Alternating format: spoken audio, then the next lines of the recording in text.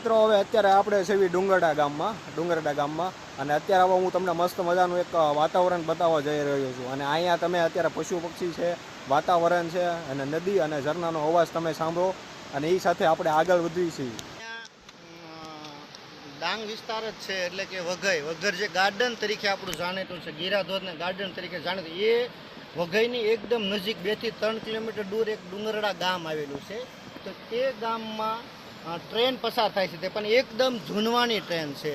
અત્યારે જેમ આપણે બોર્ડગેજ લાઈન મોટી હોય છે તેની પણ એકદમ જૂના સમયમાં જે સ્ટાર્ટમાં જે ટ્રેન શરૂ થઈ છે ને ઓરિજિનલ એ પાટા, એ ટ્રેનનો ટાઈમ અત્યારે 1:50-1:30નો છે, એટલે કે 1:30 વાગે આવે ને તો ટ્રેન પણ જોવા આપણને મળે. પણ હવે એ જે પુલ જે બનાવેલો છે એમાં જે લાકડા નાખેલા છે એની જે હાલત છે અત્યારે થોડીક નાજુક છે, તે આપણે જોવાનો છે પુલ. અને નીચે અંબિકા નદી જે માતાજી છે વહી રહી છે તેનો નજારો આપણે જોઈ લઈએ. આપણે આગળ વધવી છે અને હવે અમે તમને બતાવવા જઈ રહ્યા છીએ મિત્રો મસ્ત મજાની નદી વચ્ચેનો પુલ અને જરાક એવી વચ્ચે એવી જગ્યા છે તો અમે જઈ રહ્યા છીએ. આ એટલો પુલ છે અને આ બાજુ નદી છે અને આ બધું નદીનું વાતાવરણ તમે જોવો અને બધી વસ્તુ તમે જોઈ શકો છો. હાલો બાપુજી જરાક આગળ હાલો, આપણે જરાક એવા હજી આગળ વધશું. તમને લોકોને પ્રેક્ષકોને એમ ન થવું જોઈએ કે અમને હજી જરાક બતાવ્યું નહીં. બસ હવે અહીંથી તે સામે જે દેખાય છે ને સામે તે આશ્રમ શાળા અને હોસ્ટેલ છે.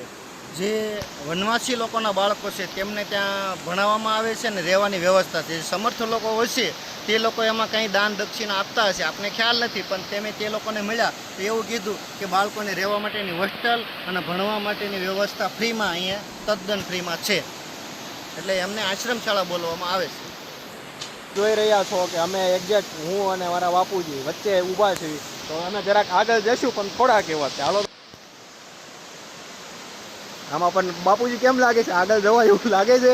અને આગળ જવું રિસ્ક છે, એટલે ન જોઈએ તો સારું, કેમ કે પુલ તે પરિસ્થિતિમાં એવી રીતનું છે એટલે ડર પણ લાગે છે અને અનુભવ નથી કે આમાં આપણે કઈ રીતે ચાલીએ એમ, કેમ કે સાઈડમાં કોઈ ઓપ્શન પણ નથી. ઓસિંતાની ટ્રેન આવી જાય તો આ લોકોએ કીધું એ પ્રમાણે 1:30 વાગ્યાનો ટાઈમ છે, પણ કદાચ આવી જાય તો વચ્ચેથી આવું મુશ્કેલ પડે, એટલે આપણે રિસ્ક નથી લેતા. એટલે અહીંયાથી ને તો આપણે પાછું વાત એ રાઈટ છે, કારણ કે આ વસ્તુ તમે જોઈ શકો છો અહીંથી લઈને એટલી એવી જગ્યા છે નહીં અમે ખાપતા તો પછી ડાયરેક્ટ આપણે આવતા જ જમવા મળીશું. એની કરતાં અત્યારે બહેતર છે કે અત્યારે આપણે પાછળ આવ્યા નથી બીકના મારે. અત્યારે આપણી સામે વર્કર આવી રહ્યા છે અને આ તમે લાકડું જોઈ રહ્યો છો કેટલું વીક છે બધું. આ બધા પથરાની બધું તમે જોઈ રહ્યો છો કેટલું વીક છે. અને અમારે એક ભાઈ તો હજી બીકના મારે આવ્યા નથી, હજી ઉંમર નાની છે એની, પણ વાંધો નહીં. હવે આપણે આનાથી પાછા વળી જવીને એકવાર હજી હું તમને નજારો બધો બતાવી દઉં છું. આ બધો નજારો છે તે તમે જુઓ.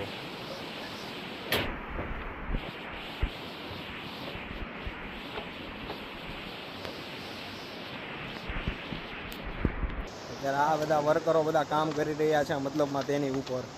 અને એક વાર આખો વ્યૂ બતાવી દઉં મિત્રો, તમે જુઓ. કારણ કે આ રોડેથી આ ટચ ઉપર જવું ના, કારણ કે નીચે નાની એવી ખાન છે, એટલે કારણ કે નહીં પછી ફોટો આમ તેમ થાય એની કરતાં અત્યારે બહેતર છે કે અત્યારે તમે નજારો જોઈ શકો છો. આ ચકલીને એવું બધું બોલે છે મસ્ત મજાનું. આ ટ્રેનનો પાટો છે મસ્ત મજાનો, હાવ નાની એવી ટ્રેન આવે છે, મતલબમાં પૂરેપૂરી નાની એવી ટ્રેન મસ્ત મજાની આવે છે. એવું બધું તમે જોઈ શકો છો. અને અત્યારે અમારે આગળ જીલભાઈ ધામેલિયા, પરવીનભાઈ ધામેલિયા બે ચાલી રહ્યા છે મસ્ત મજાના. અને અત્યારે આપણે છીએ ડુંગરડા ગામમાં.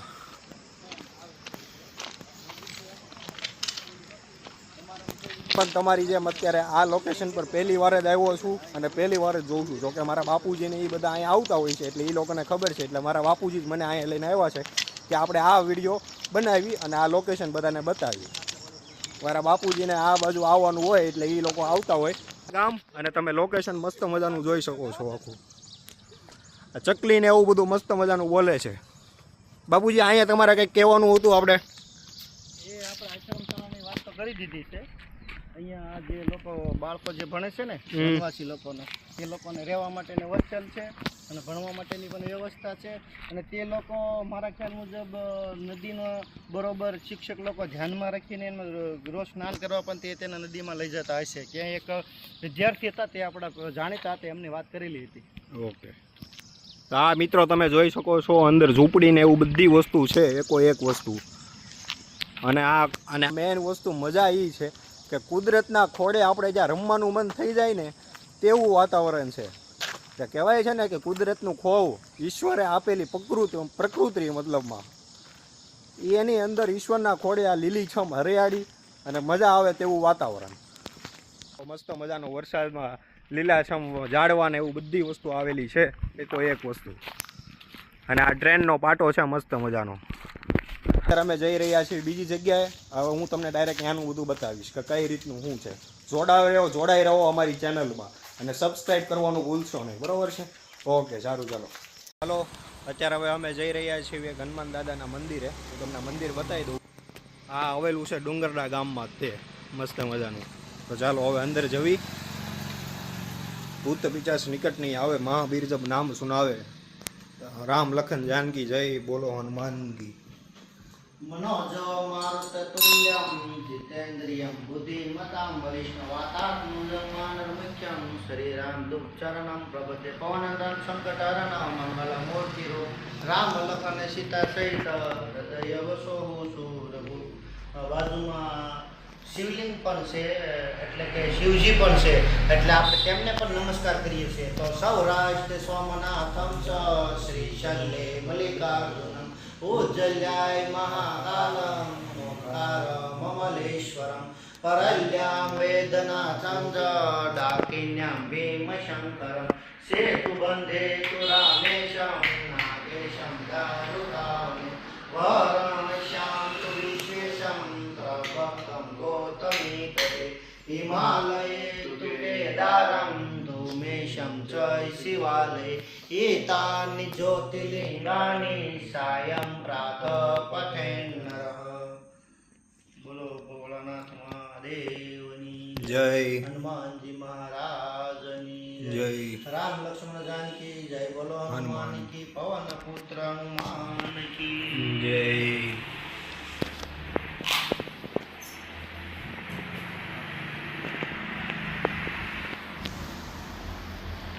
તો હાલો, અમે તો આવી ગયા. હવે તમે આવી જાઓ અમારી યુટ્યુબ ચેનલમાં. તો અત્યારે હવે આપણે જોવા જઈ રહ્યા છીએ તકલી ખાડી અને ઓરિજિનલ જંગલ ફોરેસ્ટ વિસ્તાર. હવે હું તમને બતાવું, પહેલાં હું તમને બોડિયું બતાવી દઉં. તકલી ખાડી, બરોબર. ઓરિજિનલ જંગલ વિસ્તાર, ઓરિજિનલ મોર, કોયલ, એના બધા અવાજ અને ઓરિજિનલ ઝાડવા તમે જોઈ જાઓ લીલાચ. તમને આ એક ચેનલમાં છે ને મજા જ આવવાની છે મિત્રો. મજા આવશે, લાગશે વાર પણ આવશે મજા. હું તમને છે ને જંગલ ને એવું બધું બતાવું અને આની પ્રત્યેના વચ્ચેના તમને છે ને એકવાર વચ્ચે જે પશુ પક્ષી છે તેના અવાજ સાંભળો અને જોવો. અમારે આગળ બાપુજી અને જીલભાઈ ધામેલિયા બે જાય છે.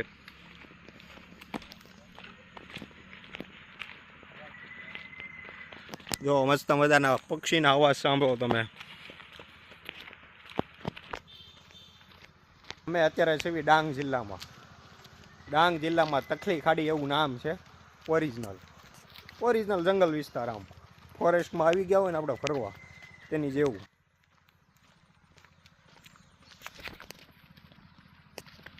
અને આ વસ્તુ અત્યારે અમને કંઈક જોવા મળી છે. ભરવાડ. આ ભરવાડ છે તે હંમેશા ઝૂંડમાં રહે છે અને હંમેશા સંપીને ચાલે છે. એકતા હારી છે. એવું ઘમઘોર અંધારું, એવું મસ્ત મજાનું લીલુંછમ વાતાવરણ. યાર આ વાતાવરણમાં છે ને આમ આપણે આવીને તો સુકૂન કહેવાય ને, એનું નામ, આનું નામ સુકૂન. પર્વત અને પહાડ.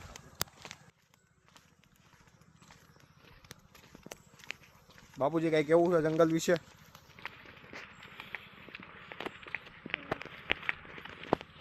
જૂના સમયમાં જંગલ વિસ્તાર જે વધારે હતો ને, તે રામ જ્યારે 14 વર્ષ વનમાં ગયા ને તે જ આ વિસ્તાર છે. અહીંયા આગળ આપણે થોડાક કિલોમીટર દૂર જઈએ ને તો ઉનાઈ માતાજીનું મંદિર છે. તો એવું કહેવાય છે કે સીતાજી કીધું કે હું અહીંયા નાય તો એમાંથી નાઈમાંથી ઉનાઈ શબ્દ આવી ગયો ને અત્યારે તે મંદિરનું નામ, ટ્રસ્ટનું નામ, ગામનું નામ ઉનાઈ છે, એટલે એકદમ અહીંથી નજીક છે.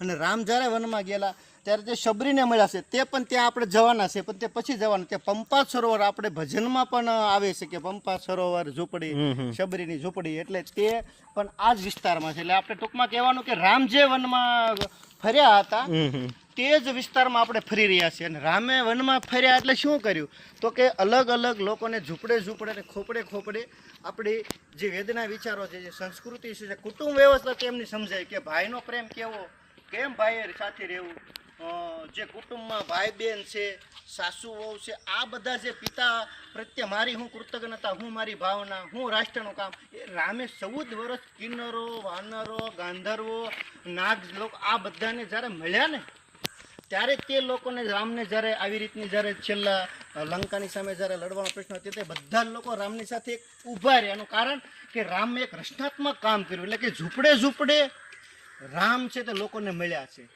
સિરિયલમાં આપણે થોડુંક જ બતાવે છે કે એટલા આ લોકોને મળ્યા, ગૃહને મળ્યા, કેવટને મળ્યા, શબરીને, પણ રામે એક પણ દિવસ આરામ નથી કર્યો અને 14 વર્ષ સુધી વનમાં લોકોનો સંપર્ક કર્યો છે અને સંસ્કૃતિના વેદના વિચારો એમને આપ્યા છે. એટલે કુટુંબ સંસ્થા, એટલે રામ છે તે મર્યાદા પુરુષોત્તમ છે અને કૃષ્ણ છે પૂર્ણ પુરુષોત્તમ. આપણા 10 અવતાર છે, મત્સ્ય, કુર્મ, વરા, આવી રીતના, એટલે કે છેલ્લો આપણો કલ્કી અવતાર, એટલે આવી રીતના અવતારો જ્યારે આવે છે ત્યારે આ લોકોને આવી રીતના મળતા હોય છે. તેનો આનંદ લેવા માટે અને અનુભૂતિ લેવા માટે અહીંયા આપણે આજે મળવા માટે, જોવા માટે. અમારા પરવીનભાઈ ધામેલિયા ઉર્ફ મારા બાપુજી મસ્ત મજાની વાત કરી છે, આપની વચ્ચે પ્રગટ કરી રહ્યા છે.